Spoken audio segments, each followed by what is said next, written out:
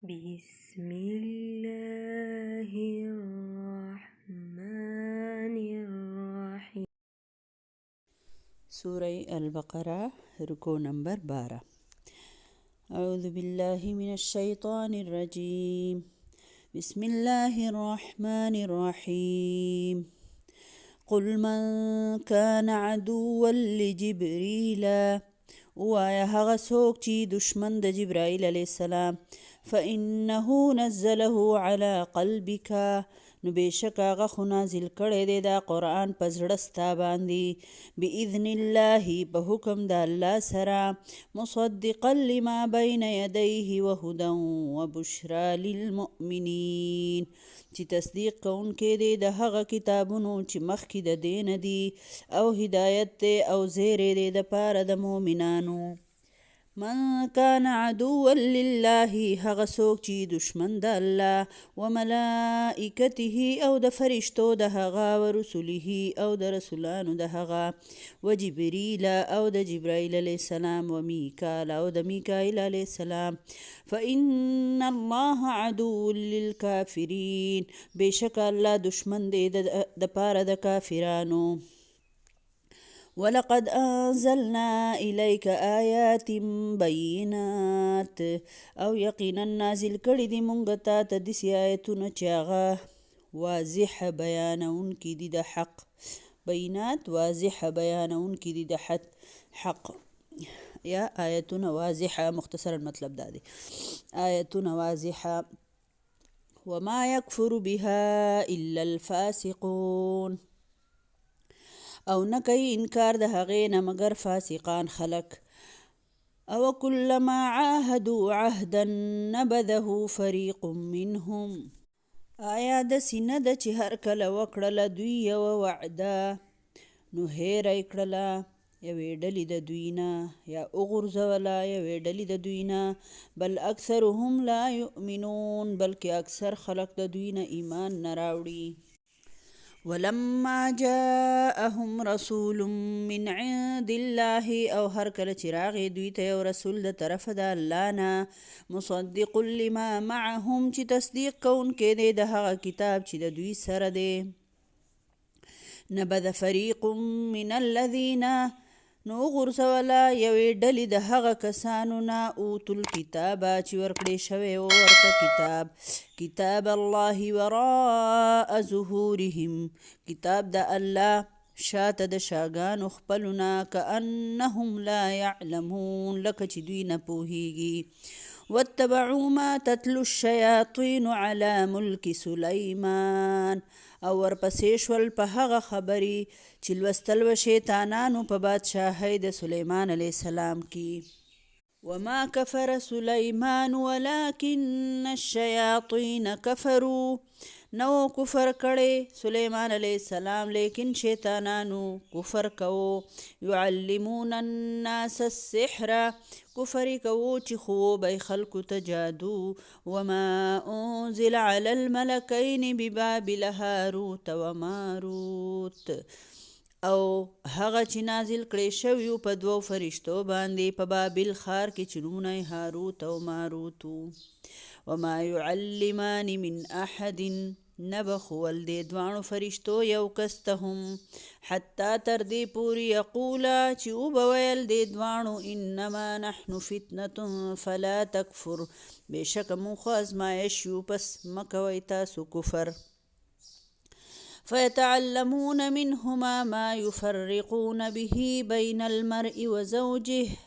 پس زده کول به دوی د دې دواړو نه هغه څیز چې جدایي به یې راوستله په هغې سره په منځ د سړي او د ښځې کې خاوند او د ښځې کې. وما هم بضارین به من احد الا بإذن الله او نو دوی چې ضرر رسونکي په دې جادو سره یو کس ته هم مګر په حکم د الله سره. ويتعلمون ما يضرهم ولا ينفعهم او زده کول به دوی هغه څیز چې ضرر رسوو دوی ته او فایده نه ورکوله دوی ته. ولقد علموا لمن اشتراه او یقینا دوی دوی ته معلومه وه چې چا واغستو جادو ما له فی الاخرة من خلاق نشته دی هغه لره په آخرت کې هیڅ حصه ولبئس ما شروا به انفسهم او ډیر بد دی هغه څیز چې خرڅ کړي دي دوی په هغې سره خپل ځانونه لو کانو یعلمون کاش کوي دوی چې معلوم وی ورته انجام یعنی کاش که دوی پوهېدې یعنی چې په انجام پوهه وې ولو انهم آمنو او کچرې وې دوی چې ایمان یې راوړی وې واتقوا او تقوا اختیار کړی وې لمثوبة من عند الله خیر نو ثواب بخامخا ملاوېدې د طرف د الله نه ډېر بهتره دوی ته لو کانو یعلمون کاش کوي دوی چې پوهېدلې په دې رکوع کې الله رب العالمین فرمایي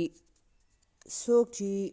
د جبرائیل علیه السلام سره دشمني کوي نو جبرائیل علیه السلام دا قرآن د نبی صلی الله علیه وسلم په زړه باندې وحي کړی دی نو دا د الله په حکم سره نو فرشتې خپل اختیار نه او بیا الله فرمایي که څوک دشمن د الله یا د فرشتو یا د رسولانو یا د جبرائیل علیه السلام یا د میکائیل علیه السلام نو د دې کافرانو الله پاک دشمن دی دا په اصل کې د الله دشمنان دي د فرشتې سره دشمني د الله سره دشمني ځکه چې د فرشتې خو خپل اختیار نه خبره دا وه چې کله پاک نبی صلی الله علیه وسلم مدینې ته تشریف راوړو نو یو یهودي و عبدالله بن سلام چې هغه واورېدل نو راغې پاک نبی صلی الله علیه وسلم ته هغه ته ویې زه ستانه د یو څو خبرې تپوس کومه خو د دې خبرو جواب چې دی هغه د پیغمبر نه سیوا بل چاته پته نشته نو ځکه زه ستانه تپوس کوم نو چې ستاسو اوس پیغمبر یې جو هم به پته ولګي او که پیغمبر نه یې جو هم به پته ولګي پاک نبی صلی الله علیه وسلم نه چې هغه تپوس وکړو نو پاک نبی صلی الله علیه وسلم ورته په جواب کې فرمایي وایي اوس جبرائیل علیه السلام راغې او ما له ستاره دې خبرې جواب راکو نو هغه ورته وایي څوک راغی وی جبرائیل علیه السلام وی ښه جبرائیل علیه السلام وی جبرائیل علیه السلام خو زمونږ دشمن فرشته ده ځکه چې دا په یهودیانو باندې وخت په وخت عذابونه یې په مونږ باندې راوستي دي او د مونږ په نسل په ځای باندې د اسماعیل علیه السلام په نسل کې وحي راوړه نو دا خو زمونږ دشمنه فرشته ده نو په دغه وخت کې دا آیتونه نازل شول په نبی صلی الله علیه وسلم باندې د هغې وجه دا ده چې الله پاک دی خبرې دلته وضاحت کړی دی چې د فرشته چې دا خو د خپل اختیار نه نو چې څوک د فرشتې دشمن شو لہذا د الله د قانون دشمن شو که نه هغه د الله احکامات راوړي جبرائیل علیه السلام هغه سرداره فرشته ده د وحي انتظام چې دی جبرائیل علیه السلام ته حواله و د ټول پیغمبرانو قرآن چې دی جبرائیل علیه السلام راوړی دی د الله په حکم سره په خپل اختیار نه د الله په حکم سره نو ځکه الله پاک فرمایي چې دغه بندیان چې څوک د جبرائیل علیه السلام سره دشمني کوي دا په اصل کې د الله سره دشمني کوي او د دې یهودیانو خو حال دا و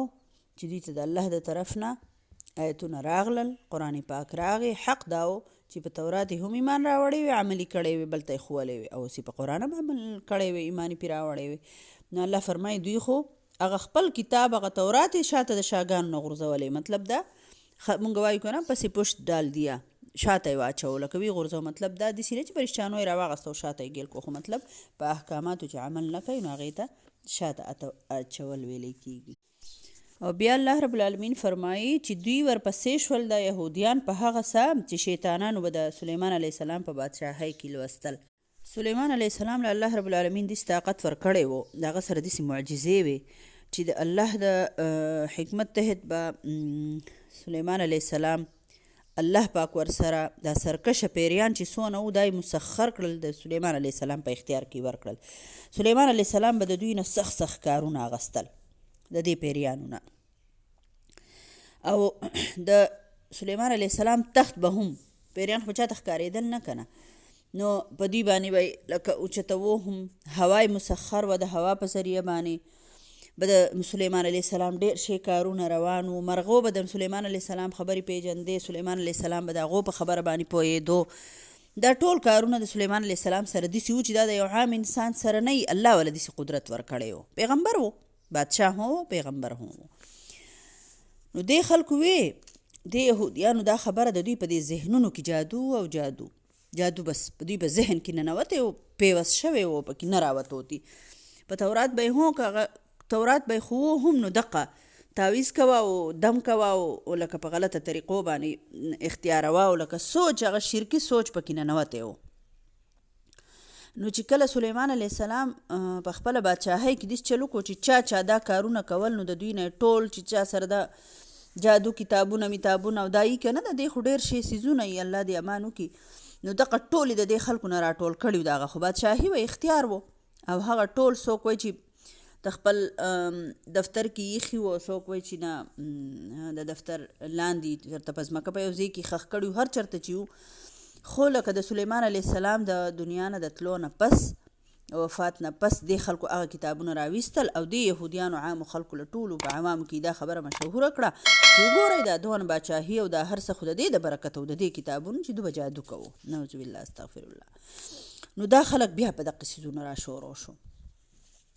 حالانکه سلیمان علیه السلام مکمل ختم کړی و دا جادو او دا بچا غږ هم نشو کولی ځکه چې طاقت و د هغه سره. نو الله رب العالمین د دوی ازمایش کوو. نن سبا چې کوفه کم مقام دی که نه په دغه ځای باندې بابل ښار دغلته دی هاروت او ماروت دوه فرشتې الله پاک فرمایي مانا نازلې کړه. نو په دې کې مختلف مفسرین مختلف خبره لیکي خو د مولانا مودودي رحمت الله علیه چې کومه خبره فرمایي که نه نو هغه په تفهیم القرآن کې هغه فرمایي چې دغه چې وو دا فرشتې نو لکه دغه دا دی قیاس دا دی اندازه داسې ده چې دا فرشتې قرآن وایي که نه دوی به ورته وایي چې مونږ نه ښیو ما یعلمان من احد حتی یقولا انما نحن فتنة فلا تکفروا. دې فرشتو به ورته وایي چې ګورئ مونږ ازمایش یو تاسو مه کافران کیږئ. دوی به جادو نه خو یو کس نه هو تر څو چې دا به ورته ونه وي که نه. نو ظاهره د تا له اوس یو کس راشي او تا ته وایي جادو ښایي او ته ورته وایي چې نه زه خو فرشته یم یا زه تا ته دغه ښیم نو داسې خو په چا دغه نه کوي که نه اثر نه کوي. خو مولانا مودودي رحمت الله علیه فرمایي چې دا داسې ښکاري چې دغه دوه فرشتې وي یو طرف ته به د ملنګانو پیرانو او د دغو جادوګرو د دوی په شکل کې رالې نو ټول خلک به پیرامات و یو به وایي ماله دا جادو بل به وایي ماته دا جادو وښایه او دغه فرشتې وي بل طرف ته به د عالمانو د وعظ نصیحت د درس و تدریس په شکل کې چې رالې نو بیا به هېڅوک هغې ته نه راتلل. هغه وایي چې داسې اندازه همدغه فرشتو لکه یو طرف ته هغوی ته وایي چې د جادو نه ځان بچ کوئ دا ازمایش دی او بل طرف ته دوی دغه کار کوو چې چا زده کوو بس هغو ته به یې ښوو. نو اکثریت د دې خلکو دا و جادوی زده کوونکي او په جادو کې بیا کم جادوی زده کوونکي چې جدایي راولي بین المرء و زوجه د خاوند او د ښځې په باره کې. یعنې دا انتهایی اخلاقي زوال دی د یوې معاشرې چې په هغې کې د ښځوالۍ او خاوندوالۍ هغه طریقه پاتې نشي. خانداني استحکام چې دی که نه دا د معاشرې دپاره یو بهترین څیز دی ځکه خو اسلام ما تا ته په خاندان دونه زور را کړی دی چې الله د خپل بندګۍ نه پس د مور او پلار د خدمت او د ادب او د رشته دارانو د یتیمانانو مسکینانو د دې حکم کړی دی که نه د هغې وجه هم دا ده چې الله پاک خاندان چې دی هغه زما وستا درست ساتي. چې کله خانداني نظام دی ټیک و که نه د کور د ښځه د خاوند نه خبره ټیک روانه وه که نه په ټول خاندان به دې ټیک اثري او که د ښځه خاوند نه شی وران و د دوی بې اتفاقي وه د دوی ورانې و نو تاسو ووایئ د یو ښځه خاوند د ورانې نه څونه فسادات دي که نه چېرته خلک انګور ناکاره راولي نو هغه کور ټول بدحل شروع شي. یا الله مه که څوک چېرته بدعمله زوم یې د چا که نه نو هغه سرکشه زوم یې نو هغې نه څونه ټول خاندان په سخته یوه لور وله ورکړي خو هغه ټول خاندان تې په جړایي که نه او په تکلیف کې نو دا ډېر الله د طرف نه دا یو بهترینه ذریعه ده د پوره انسانانو ابتدا د آدم علیه السلام حوا علیه السلام نه شوي ده که نه سوچ وکئ نو ښځه او خاوند خو بنیادي حکایي ده د معاشرې. نو الله پاک ورته فرمایي چې چا جادو واغستو چا جادو وکړو یا چا جادو دپاره هر څه قدم چې چا د جادو دپاره اوچت کو الله فرمایي ما له فی الاخرة من خلاق په آخرت کې به هیڅ حصه نه څوم د یرې خبره ده که نه بنده باندې غونې زیک زیک کي دا آیت او الله فرمایي ډېره بد څیز دی چې تاسو خپل ځانونو له خوښ کو او که چېرې تاسو ایمان راوړئ تقوا اختیار کوئ د الله سره ډېر څه دي د الله سره ډېر څه دي په جادوګرانو پسې مه ځئ په جادو باندې کارونه مه حل کوئ الله سره ایمان راوړئ تقوادار شئ الله به هم دنیا هم ښایسته کړي آخرت به هم هو ښایسته کړي. د مسلم شریف یو حدیث دی